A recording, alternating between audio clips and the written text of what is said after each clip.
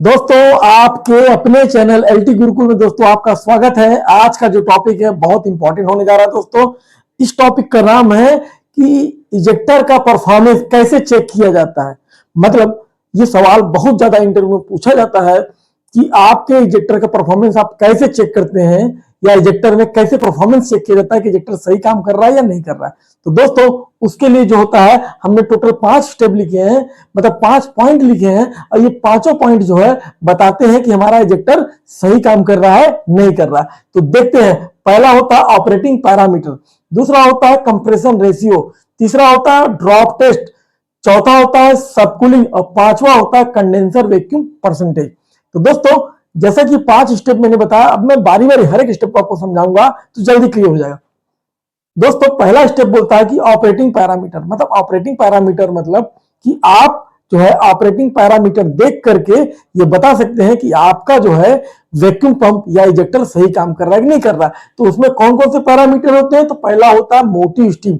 Motive steam उस steam को बोलते हैं जो क्या होता है, धक्का देता है, मतलब बाहर भेजता है, प्रेशर के साथ आता है। तो वो प्रेशर जो होता है पीआईडी से जो प्रेशर हम भेजते हैं उसी को मोटिव स्टीम बोलते हैं। उसका जो प्रेशर होना चाहिए रिक्वायर्ड प्रेशर होना चाहिए, मतलब 8 से 12 केजी के बीच में होना चाहिए। दूसरा दोस्तों उसकी जो टेम्परेचर होती है 250 से 300 डिग्री रखना है। फिर अगला है स्टेज 1 सक्शन प्रेशर। दोस्तों क्या होता है कि जो इजेक्टर में जो सक्शन प्रेशर एंड टेम्परेचर जब भी हम बात करते हैं तो वो बात होता है एयर लाइन, मतलब जो कंडेंसर से एयर लाइन जो आ रही है, मतलब जो वैक्यूम आ रहा है उसके प्रेशर को सक्शन प्रेशर बोला जाता है, और उसके टेम्परेचर को सक्शन टेम्परेचर बोला जाता है। वो वैक्यूम मेंटेन होना चाहिए, मतलब -85 से 90 के बीच में मेंटेन हो। दूसरा उसका टेम्परेचर, टेम्परेचर मतलब 35 से 45 डिग्री के बीच में हो, तभी आपका इजेक्टर सही वर्क करता हुआ माना जाता है। अब दोस्तों इस पर दो चीज होता है। अगर मान लीजिए आपका सक्शन टेम्परेचर कम हो गया तो क्या होगा, और सक्शन टेम्परेचर ज्यादा हो गया तो क्या होगा। तो दोस्तों अगर मेरा सक्शन टेम्परेचर कम हो गया तो इसका मतलब ये हो रहा है दोस्तों कि मेरा जो इजेक्टर होता है वो क्या कर रहा है, एयर के साथ जो है मेरा है वाटर पार्टिकल खींच रहा है। एक्चुअल में इजेक्टर काम होता है कि एयर को लेना, साथ ही साथ कुछ ट्रैप स्टीम भी उसके साथ आ जाते हैं। बट अगर मेरा टेम्परेचर जो है बहुत ज्यादा डाउन ट्रेंड में है सक्शन टेम्परेचर, तो इसका मतलब है कि मैं हार्डवेयर लेवल बहुत ज्यादा हाई करके बैठा हूं, तो वहां से मेरा जो मॉइस्चर या वाटर वेपर्स क्या हो कैरी आउट हो जा रहा है। दूसरा होता है हायर टेम्परेचर। अगर मैं 45 डिग्री से ज्यादा, मतलब 60 डिग्री, 55 डिग्री, 50 डिग्री मेंटेन करता हूं, तो उसका मतलब होता है कि वो एयर के साथ जो ट्रैप स्टीम के तो आ ही नहीं, लेकिन साथ साथ एक्सेस स्टीम आ जा रही है। एक्सेस स्टीम आने की वजह से मेरा जो है सक्शन टेम्परेचर बहुत ज्यादा बढ़ जाता है। अब दोस्तों क्यों बढ़ता है? देखिए दोस्तों सक्शन टेम्परेचर बढ़ने का इंडिकेशन ये भी होता है कि स्टीम तो आई, बट वो क्यों आई, इसका मतलब है 3 कंडीशन है। या तो वहां पर हीट ट्रांसफर नहीं हो रहा, इसका मतलब है कि वहां पर एयर इंग्रेस हो रहा है। हैवी मात्रा में अगर एयर इंग्रेस होगा, मतलब एयर खिंचाएगा, तो वहां पर क्या होगा, एयर जो है, एयर की प्रॉपर्टी होती है एयर हीट ट्रांसफर को होने से रोकता है। तो एयर क्या होगा, एज ए इंसुलेटर काम करेगा और हीट ट्रांसफर नहीं होने देगा। तो मतलब कहीं ना कहीं एयर एक सबसे बड़ा कारण है। दूसरा कंडेंसर ट्यूब फाउल हो गया हो, मतलब बहुत ज्यादा उसके ऊपर डस्ट जम गया हो, स्केलिंग हो गया हो, उसकी वजह से भी जो होता है हीट ट्रांसफर नहीं हो पाता। और तीसरा होता है दोस्तों कूलिंग वाटर फ्लो। अगर कूलिंग वाटर जो है सही पर्याप्त मात्रा में उसका टेम्परेचर और फ्लो नहीं मेंटेन किया जाए तो भी आपका जो होता है टेम्परेचर, सक्शन टेम्परेचर बढ़ जाता है और वैक्यूम ड्रॉप होता है। तो दोस्तों ये रहा। और दोस्तों अगला है कि मेरा इंटरकूलर का प्रेशर क्या होता है। दोस्तों कि हम लोग क्या, हमारा जो प्रेशर लिखा हुआ है वो 0.2 से 0.3 एटीएम या अटा जो है प्रेशर हम मेंटेन करते हैं। अब दोस्तों इतना ही क्यों मेंटेन करते हैं? इसका मतलब है दोस्तों अगर ये प्रेशर बढ़ रहा है, इसका मतलब है कि मेरा जो है कि जो सेकंड स्टेज में जाएगा प्रेशर, वो क्या होगा, कहीं ना कहीं वो कूलर जो है, जो कूलर में कूल होने के लिए जाता है, वो कूलर चोक हो गया होगा। जब कूलर चोक हो जाएगा तो कहीं ना कहीं जो है मेरा जो है प्रेशर बढ़ने लगेगा। तो मुझे इस प्रेशर को भी देखना है। क्यों? क्योंकि देखिए दोस्तों इंटर स्टेज में क्या होता है, पूरी स्टीम जो है आती है और कंडेंस होती है। लेकिन अगर इनकेस वहां पे कंडेंस नहीं होगी और वहां पे क्या होगा, प्रेशर बढ़ चुका होगा, तो मेरा क्या होगा, जब प्रेशर बढ़ जाएगा तो ये प्रेशर किसको बढ़ेगा, ये मेरा, हम इंटर स्टेज में कंडेंस ना करा के हमको कहां जाना पड़ेगा, आफ्टर स्टेज या सेकंड स्टेज में जाना होगा। तो सेकंड स्टेज ओवरलोड हो जाएगा और हमारा वैक्यूम गिरने लगेगा। तो दोस्तों ये रहा मेरा कि ऑपरेटिंग पैरामीटर। अब दोस्तों होता है कंप्रेशन रेशियो। तो कंप्रेशन रेशियो का मतलब क्या होता है? कंप्रेशन का मतलब होता है दोस्तों किसी चीज को कंप्रेस करना। कैसे? देखिए इजेक्टर में क्या होता है, स्टीम और एयर दोनों आता है। वहां क्या होता है कि वहां पर दबाव बनता है, वो क्या करता है, कंप्रेस करता है, तो वहां पे क्या दबाव बनता है। अगर मैंने बोला कि मेरा जो कंप्रेशन रेशियो है, कंप्रेशन रेशियो -12 है, -14 है, -15, इसका मतलब है जैसे जैसे कंप्रेशन रेशियो बढ़ रहा है वैसे वैसे मेरी नोजल की चोकिंग बढ़ रही है। साथ ही साथ हम ये भी बोल सकते हैं कि जो मेरा मोटिव स्टीम का फ्लो है वो कम हो गया। तो जब भी कंप्रेशन बढ़े इसका मतलब है कि मेरा इजेक्टर बीमार है, बुरा हो गया है। इसका मतलब है इजेक्टर का परफॉर्मेंस कम हो रहा है। कंप्रेशन रेशियो का बढ़ने का मतलब यही होता है। तो जब भी कंप्रेशन रेशियो बढ़े समझिएगा नोजल की चोकिंग हो गई है या फिर स्टीम फ्लो प्रॉपर नहीं जा पा रहा है। इसका फार्मूला होता है दोस्तों discharge pressure upon suction pressure. दोस्तों इसका जो होता है कि इसका एक रेंज होता है कि जितना ज्यादा कंप्रेशन रेशियो उतना मेरा इजेक्टर का परफॉर्मेंस बुरा, और जितना लोअर उतना ज्यादा अच्छा। दोस्तों अगला होता है ड्रॉप टेस्ट प्रोसीजर। दोस्तों अब ड्रॉप टेस्ट में क्या होता है कि इसमें क्या होता है, जैसा मैंने लिखा है इजेक्टर को जो होता है 1 मिनट के लिए बंद करते हैं। इजेक्टर को बंद करने का मतलब है उसके स्टीम लाइन को 1 मिनट के लिए काटा जाता है। जैसे हम स्टीम लाइन काटते हैं तो हम पहले क्या करते हैं, स्टीम लाइन काटने से पहले डीसीएस से उसकी रीडिंग नोट करते हैं कि भाई ये इजेक्टर हमारा पहले वैक्यूम कितना बना रहा था, और जैसे हमने स्टीम काटा मतलब इजेक्टर को 1 मिनट के लिए बंद किया तो हमारा वैक्यूम अब कितना आया।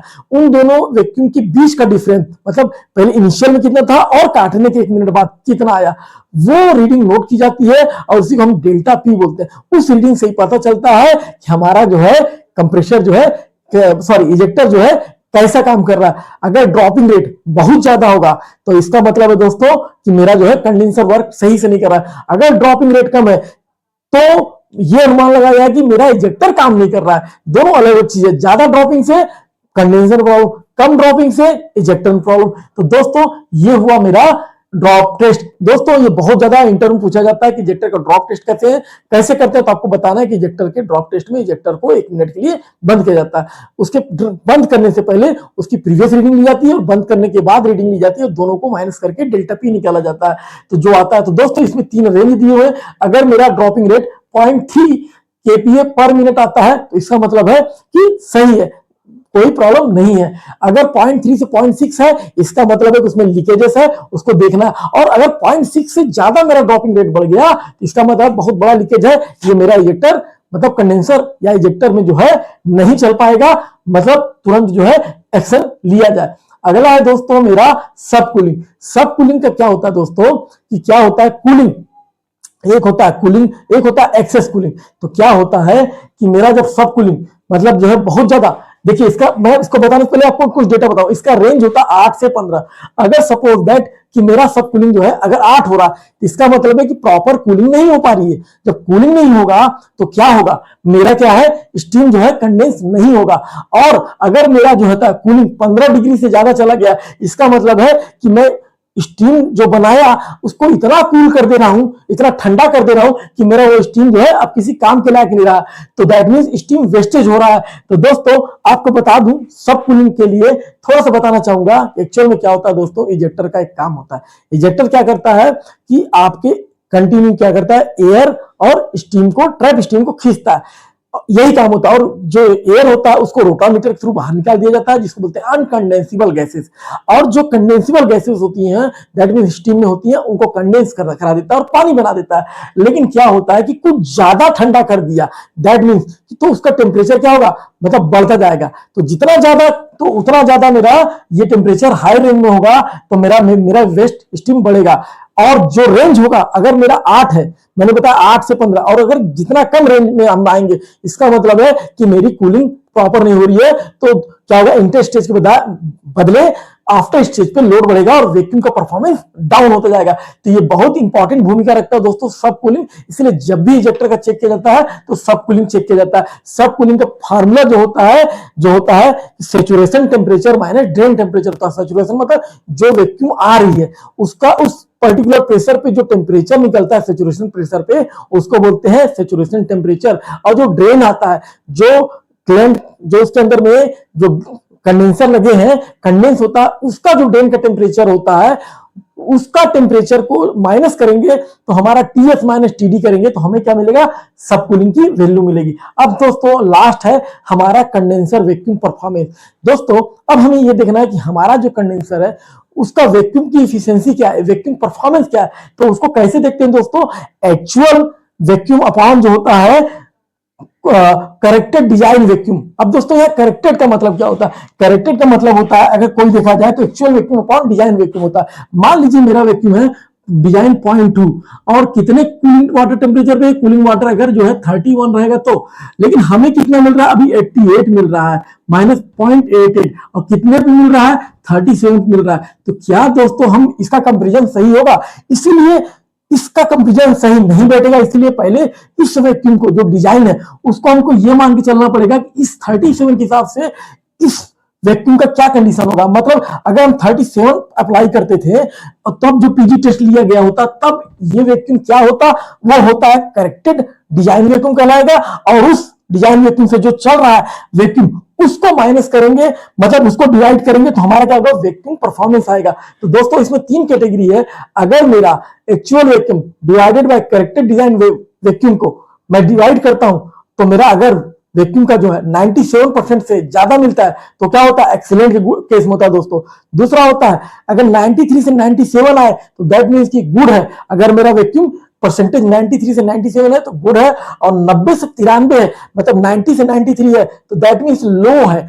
और यदि पुअर है 90% से कम आ रहा है उसकी वैक्यूम एफिशिएंसी, इसका मतलब है कि वो सही वर्क नहीं कर रहा है। तो दोस्तों ये था मेरा टू स्टेज इजेक्टर परफॉर्मेंस। दोस्तों सेम इसी तरीके से अगर आपको कोई बोले कि जिनके प्लांट में वैक्यूम पंप या हॉगिंग या होल्डिंग पंप लगा होता है उनके यहाँ कैसे निकालते हैं, सेम यही प्रोसीजर है दोस्तों। चाहे वो वैक्यूम पंप हो चाहे वो इजेक्टर हो, किसी भी इजेक्टर का परफॉर्मेंस निकालने का यही 5 स्टेप है। आपको बता दूं कि इजेक्टर जो होता है एक टाइप का वैक्यूम क्लीनर होता है जो क्या करता है, कंडेंसर के अंदर की सफाई करता है। दैट मींस अनकंडेंसेबल गैसेस को खींचता है और क्या करता है, उनको कंडेंस करता है। तो दोस्तों अगर ये मेरा वीडियो आपको अच्छा लगा हो तो लाइक सब्सक्राइब करना ना भूलें। तब तक के लिए दोस्तों धन्यवाद।